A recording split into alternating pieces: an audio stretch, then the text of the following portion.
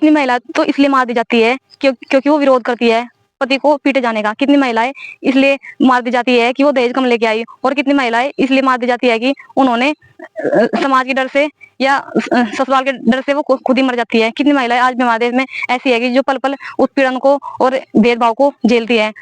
Friends, मैं ये पूछती हूँ आप लोगों से, अगर इस डाटा में आपकी माँ, बहन, दोस्त, फ्रेंड कोई भी हो सकती है, तो क्या आप लोग आवाज नहीं उठाओगे? डेफिनेटली उठाओगे ना। तो फिर देर किस बात की है? क्या हम केवल न्यूज बताने का ही काम करेंगे, हमेशा न्यूज बताने का काम करेंगे, या इसमें कुछ बदलाव की भी जरूरत हमें होनी चाहिए? फ्रेंड्स,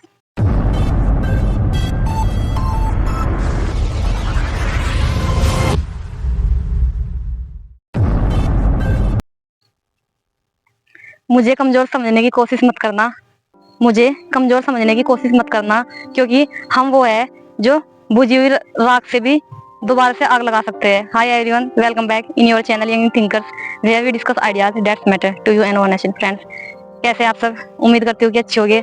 हर रोज की तरह आप लोगों ने अपना और अपने परिवार वालों को ध्यान रखा होगा। फ्रेंड्स, आप लोगों ने देख भी लिया होगा कि चारों ओर हरी भरी आपको खेती दिखाई दे रही होगी। फ्रेंड्स, तो हम आज यहाँ पे आपके साथ डिस्कस करने के लिए आए। फ्रेंड्स, मैं हर रोज की तरह आपके सामने कुछ ना कुछ टॉपिक के ऊपर डिस्कस करती हूँ। आज भी मैं एक ऐसे टॉपिक के ऊपर डिस्कस करने के लिए आई हूँ। और फ्रेंड्स, मैं केवल टॉपिक पे डिस्कस करने के लिए नहीं आई हूँ, अभी तो आप लोगों को ध्यान भी केंद्रित करने के लिए आई हूँ, क्योंकि फ्रेंड्स वुमेन्स डे हम मनाते हैं, ठीक है? तो मैं इसी टॉपिक के ऊपर आप चर्चा शुरू करूंगी। फ्रेंड्स, मैं आपको एक स्टोरी शेयर करने के लिए जा रही हूँ। मेरी जो स्टोरी है वो एकदम ट्रू स्टोरी है। फ्रेंड्स, तो फ्रेंड्स चलिए शुरू करते हैं एक स्टोरी को। फ्रेंड्स, एक गांव था, उस गांव में एक 13 साल की लड़की थी, उसका नाम लक्ष्मी था, लक्ष्मी अग्रवाल, और काफी सुंदर भी थी लड़की।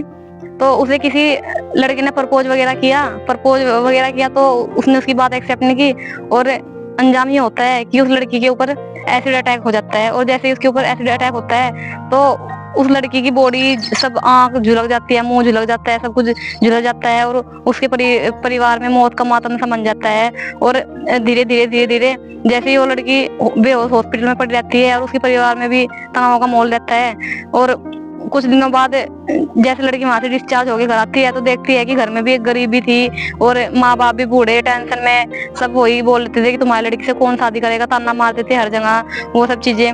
तो फिर उस लड़की ने सोचा कि उस लड़की ने अपना फेस कवर नहीं किया, फेस कवर हटा के खुल के जीना चाहती थी लड़की को। तो ऐसे ही किसी ने बोल दिया कि तुम्हारे से कौन शादी करेगा तुम्हारे से। तो लड़की कहती है कि मुझे शादी नहीं करनी है, मैं तो कुछ इस तरीके का ऐसा काम करूंगी जो मैं अपना नाम और महिला होने का मुझे गर्व हो, मैं ऐसा काम करूंगी, मैं कोई शादी नहीं करूंगी। तो फ्रेंड्स, वो लड़की, आप लोगों ने सुना भी होगा लक्ष्मी अग्रवाल के नाम से, आप नेट पे चाहो तो सर्च कर सकते हो। जैसे लड़की थोड़ी और मैच्योर हो जाती है तो उसने, जब वो होश में आती है लड़की, तो उसकी आंखों में आंसू नहीं थे, उसकी आंखों में एक दर्द था, अपने आप को एक हिम्मत थी कि मैं कैसे इस लाइफ को फेस करूंगी। तमाम चीजें थी, तमाम टेंशन थी। इस स्टोरी के ऊपर मूवी बन चुकी है। फ्रेंड्स, तो फ्रेंड्स उसने धीरे धीरे अपने आप को रिकवर किया, अपनी बॉडी को, अपने आप को, मेंटल हेल्थ के ऊपर काम किया। और इस बीच उसके भाई की भी डेथ हो जाती है, उसके मम्मी पापा भी चल जाते हैं। तो उस लड़की ने किसी फाउंडेशन में काम किया, और उसको यूनाइटेड किंगडम की साइड से भी उसको अवार्ड मिला है लड़की को। तो फ्रेंड्स, कहने का मतलब ये है कि लड़की थी, अगर वो चाहे तो मूव ऑन ना करे थी, मतलब सोसाइटी के प्रेशर से या घर वालों के प्रेशर से वो जीना छोड़ देती कि लो इसके साथ में इतना बड़ा हादसा हो गया। और फिर उस लड़की ना आगे जाके क्या किया, उसने अपनी लड़ाई, अपनी लाइफ की लड़ाई, समाज की लड़ाई खुद लड़ी, यहाँ तक कि सुप्रीम कोर्ट तक की भी गई वो लड़की।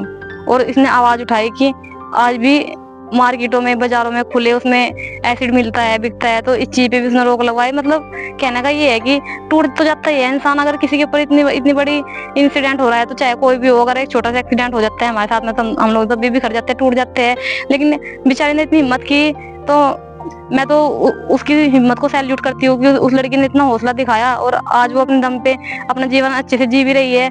वो लड़की हमारे सबके लिए, वुमेन्स के लिए एक मिसाल है। और फ्रेंड्स, न जाने हमारे देश में आज भी, आप लोगों ने एनसीआरबी का डाटा उठा के देखा होगा कि हर रोज 17 से 18 महिलाएं मरती है, चाहे वो फिर घरेलू हिंसा हो, दहेज उत्पीड़न हो, ससुराल के पक्ष से लगे आरोप हो, चाहे वो किस तरीके की उत्पीड़न हिंसा उसके साथ में होती है हर रोज, चाहे वो फिर वो बलात्कार हो, 17 से 18 वुमेन्स मरती है। और हम एक और तो बात करते हैं कि हम मंगल ग्रह पे जा रहे हैं, चांद ग्रह पे जा रहे हैं, ठीक है, हम ये तरक्की कर रहे हैं, महिलाएं सशक्तिकरण हो रही है, सशक्त हो रही है, हर फील्ड में काम कर रही है, लेकिन उसके बाद भी महिलाओं के ऊपर अत्याचार कम नहीं हो रहा है, डे पर डे बढ़ रहा है। 17 से 18 वुमेन्स अगर मर रही है तो इट मीन्स ये है कि ये हमारे देश की एक बहुत ज्यादा निंदनीय और सोचने वाली बात है कि आज भी 21वीं सदी चली हुई है और हम क्या चीज दे पा रहे हैं वुमेन्स को।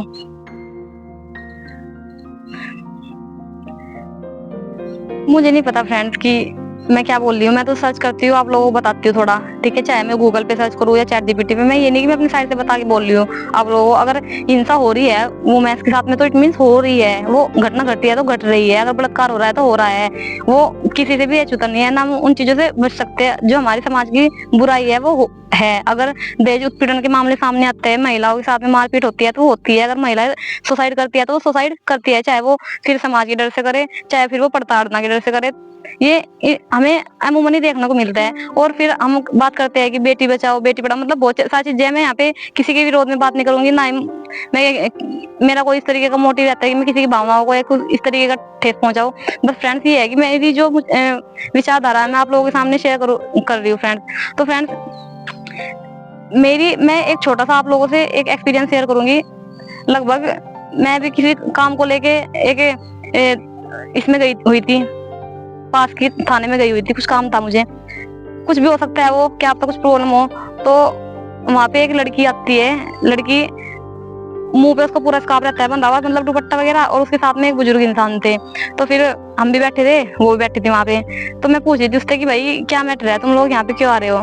तो कहने लगी कि दीदी मैं तो 6-7 साल हो गए, अब्बू है ही हमारे और इन्होंने जगह वगह बेच रखी है, पट्टा बेच रखा है, कोई जो क्या बोलना चाहिए, जो कुछ लोग अपना दबदबा दिखा के हमारे पिता से ऐसे ऐसे हमारी जमीन ले ली, और अगर हम आवाज उठा रहे कुछ बोल ले तो फिर हमें भी धमकियां देते हैं मारने की पीटने की, इस तरीके की चीजें लेके। और मैंने तो सीएम के यहाँ पे भी मतलब इस तरीके की चीजें लेटर डलवाया है, कोर्ट में भी चला हुआ है हमारा डिस्ट्रिक्ट कोर्ट में, और सीओ के पास में भी एप्लीकेशन दे दी।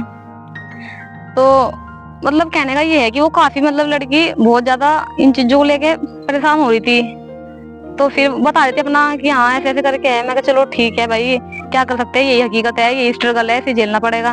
तो फिर मैंने उससे पूछ लिया, मगर बहन आप कौन सी क्लास में पढ़े हुए हो, कितनी क्लास तक के पढ़े हुए हो। तो उसने मुझे, उसके हाथ में घड़ी बंधी हुई थी, तो मैंने पूछ लिया ऐसे ही। तो कह रही कि दीदी मैं तो 3वीं तक पढ़ी हुई, 3वीं क्लास मैंने पास की है।